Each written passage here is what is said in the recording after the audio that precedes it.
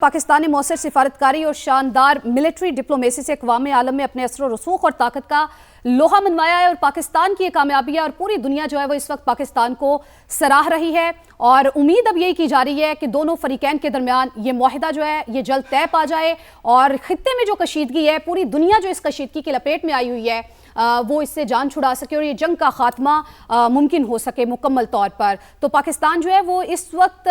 Mediator के तौर पर जो है वो सामने आया है, सिर्फ अभी नहीं बल्कि अब माहिरीन ये भी कह रहे हैं कि आने वाले वक्तों में पाकिस्तान को खित्ते के लिए बड़े जो मामलात हैं उनमें भी हिस्सेदार बनाया जाएगा और ये जो है पाकिस्तान की बहुत बड़ी कामयाबी है, पाकिस्तान की मिलिट्री डिप्लोमेसी की बहुत बड़ी कामयाबी है। टीका खानसानी की तरफ एक बार फिर से चलते हैं। टीका, चूंकि आपने वहाँ के मामलात के हवाले से हमें बताया इस्लामाबाद में इस वक्त क्या कुछ चल रहा है ये आपने बताया है, ये बताइएगा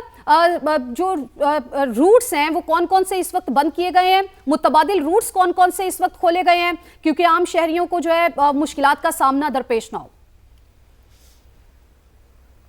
जी बिल्कुल, इस्लामाबाद वैसे तो मामूल के मुताबिक यहाँ पे कारोबार ज़िंदगी चल रहा है, लेकिन जो मरकज़ी शाहराएँ हैं वहाँ पे सिक्योरिटी सख्त की गई है, चेकिंग के बाद ही आने दिया जा रहा है। ख़ास तौर पे छोटे दफातर और जो मराकज़ हैं वहाँ पे मुख्तलिफ सेक्टर्स खुले हैं, लेकिन जो इस्लामाबाद में ख़ास तौर पे जिनाह एवेन्यू है वो डायरेक्टली पिम्स का जो बाईपास है उसके वहाँ से अंडरपास है वहाँ से आते हुए यहाँ तक तकरीबन 4 से 5 किलोमीटर का एरिया मरकज़ी शहरा बंद है। मुतबादल जो सर्विस रोड है, फजल हक रोड, वो खुली है, वहाँ भी चेकिंग के बाद अंदर आने की इजाज़त है। इस तरह जो नूर खान एयरबेस ख़ास तौर पे कराल चौक से लेके 0 पॉइंट तक जो एक्सप्रेस वे है वहाँ वो पार्शली कभी कभार बंद की जाती है, जब ख़ास तौर पे मेहमानों ने आना हो तो रूट्स के हवाले से उसको बंद किया जाता है। इसके साथ साथ श्रीनगर हाईवे को 0 पॉइंट से आगे बंद किया गया है, उसको मुश्किल बंद किया गया है। उसके लिए दीगर रूट्स दिए गए हैं, तकरीबन 10 नुकाती रूट्स हैं जिस पे ख़ास तौर पे जो मार्गला रोड है ये भी पंजाब हाउस से पहले तक खुली है और वहाँ से मुख्तलिफ सेक्टर्स की तरफ आया जा सकता है। जो रेड जोन का एरिया है मुकम्मल तौर पे वो सील है, उसके साथ साथ एक्सटेंडेड रेड जोन वो सील है। इसी तरह जो जनाब कन्वेंशन सेंटर है वहाँ से रावल रोड से आगे आने वाला रास्ता जो है वो खुला है, लेकिन जनाब कन्वेंशन से इसको बंद करके मरी रोड जो है मरी की तरफ ट्रैफिक मोड़ दी गई है। बाकी तमाम शाहराहें जो हैं वो खुली हैं, वहाँ पे पुलिस की नफरी मौजूद है, तकरीबन 18,000 पुलिस एहलकार इस्लामाबाद में मौजूद हैं और रेड जोन में तो बहुत सख्ती की जा रही है क्योंकि आज वैसे भी सरकारी तातील है, स्कूलों में छुट्टी है, लेकिन जो मराकज़ हैं वो बंद हैं। कुछ शॉप्स और कुछ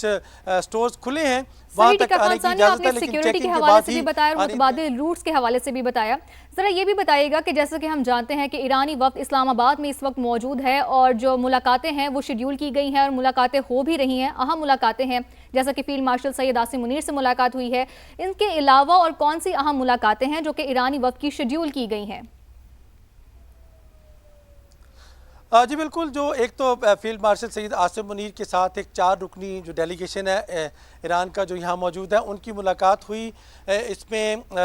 पाकिस्तान की कौमी सलामती के वज़ीर के जो मशीर हैं आसिफ मलिक वो भी मौजूद थे, इसमें वज़ीर दाखिला मोहसिन नकवी भी मौजूद थे। इसके साथ साथ जो ईरानी डेलीगेशन है उसकी क़यादत ईरानी वज़ीर ख़ारजा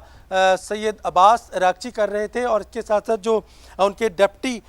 वज़ीर ख़ारजा हैं गरीब आबादी वो भी इस मुलाकात में मौजूद थे। इसके साथ साथ तर्जमान इस्माइल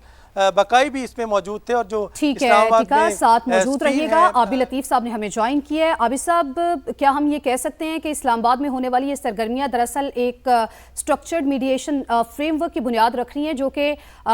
US ईरान फ्यूचर मुज़ाकरात को शेप करेगी? बिस्मिल्लाहिर्रहमानिर्रहीम जी, बहुत शुक्रिया मुझे इनवाइट करने की। जी आपने बिल्कुल ठीक कहा, ये this is the structural approach, क्योंकि जब कम्प्लेक्सिटी होती है और जो बहुत ही कम्प्लेक्स क्वेश्चन होते हैं जी डिप्लोमेसी में तो उनको ऐसे ही अप्रोच किया जाता है, क्योंकि आप उनको जब डायरेक्ट अप्रोच ना कर सकें तो इसको हम सरकमवेंशन कहते हैं। आप उसके फिर साइड से और दाएं बाएं से उसको आप इन्वेस्ट करते हैं उस प्रॉब्लम को और फिर उसका हल ढूंढते हैं। उसके लिए यही अप्रोच होती है जी, आप with in that framework bilateral meetings करते हैं, साइड लाइन्स करते हैं, 1-to-1 करते हैं, मल्टीलैटरल मीटिंग्स होती हैं और फिर बहुत सारे बीच में जो प्लेयर्स हैं जो पेरिफेरी पे भी होते हैं उनको भी कंसल्ट किया जाता है, क्योंकि ये ज़्यादातर जो होते हैं ये इस तरह के कम्प्लेक्स इशू ये ज़्यादातर हिस्टोरिकल और जोग्राफिकल क्वेश्चंस जो होते हैं over a period of time, decades, ان کے معاملات ہوتے ہیں. تو آئی تھنک جی وہی اسٹرکچرل اپروچ ہے, اور جو پاکستان اس میں الحمدللہ اپنا بہت پازیٹیو رول ادا کر رہا ہے. اور ایک میں تو یہ کہوں گا کہ ایون ڈپلومیسی میں ایک نئی تاریخ رقم کر رہا ہے. پہلے پاکستان نے جس طریقے سے بہت ہی کنسٹرکٹیو اور رسپانسبل ڈپلومیسی کی, ہماری لیڈرشپ نے, ہمارے پرائم منسٹر صاحب نے, ہمارے C D S general Asim نے, پھر جس طریقے سے ملٹری ڈپلومیسی کی ایک نئی جہد جو ہے اس کو انٹروڈیوس کرایا ڈپلومیسی میں. اور اب یہ جو اسٹرکچرل اپروچ ہے جس کے تحت ان ایشوز کو اپروچ کیا جا رہا ہے, آئی تھنک یہ اٹس ریئلی کمینڈیبل. لیکن سب سے اچھی بات یہ ہے جی کہ دیکھیں یہ ایک پروسیس ہے جو کہ چل رہا ہے, پروسیس نہیں رکا ہے. لیکن اس میں جو دیکھنے والی بات ہے, جو میں سمجھتا ہوں as student of geopolitics بھی, وہ یہ ہے کہ ہمیں اس کو آپ نارمل کنڈیشنز ہوں, نارمل اس طرح کے پرابلمس ہوں تو آپ اس کو پرولونگ کر سکتے ہیں, ان نیگوسیشنز کو, ان اسٹرکچرل ریفارمس کی طرف جانے کے راستے جس طرح سے آپ کہہ رہے ہیں, میں آپ ہی کی بات پر ایک پوائنٹ میرے ذہن میں آ رہا ہے. جس طرح سے آپ نے کہا کہ اسٹرکچرل ڈپلومیسی جو ہے وہ پاکستان کر رہا ہے, تو کیا مطلب ہم یہ بھی کہہ سکتے ہیں کہ پاکستان نے پہلی بار انسٹیٹیوشنل ڈپلومیسی کے ذریعے ایک سسٹینیبل نیگوشیبل جو ماڈل ہے وہ ڈیولپ کیا ہے بجائے کہ ایڈ ہاک کوششوں کے؟ جی دیکھیں, میں یہ کہہ رہا تھا کہ دیکھیں ہم نارمل جو چیزیں ہوں اس میں تو ہم یہ کر سکتے ہیں, اور جب اس طرح کے پرابلمس ہوتے ہیں انٹرنیشنلی تو ہم اس کو اپروچ کرتے ہیں. لیکن جو ایران اور یو ایس اے کے معاملے میں ہم اس کو زیادہ پرولونگ نہیں کریں گے, نہ ہمیں کرنا چاہیے, کیونکہ دیکھیں مسٹرسٹ بہت زیادہ ہے. اور ایران میں اس وقت موسٹ آف جو لوگ ہیں جو کہ ان کی لیڈرشپ سے جن کا تعلق ہے,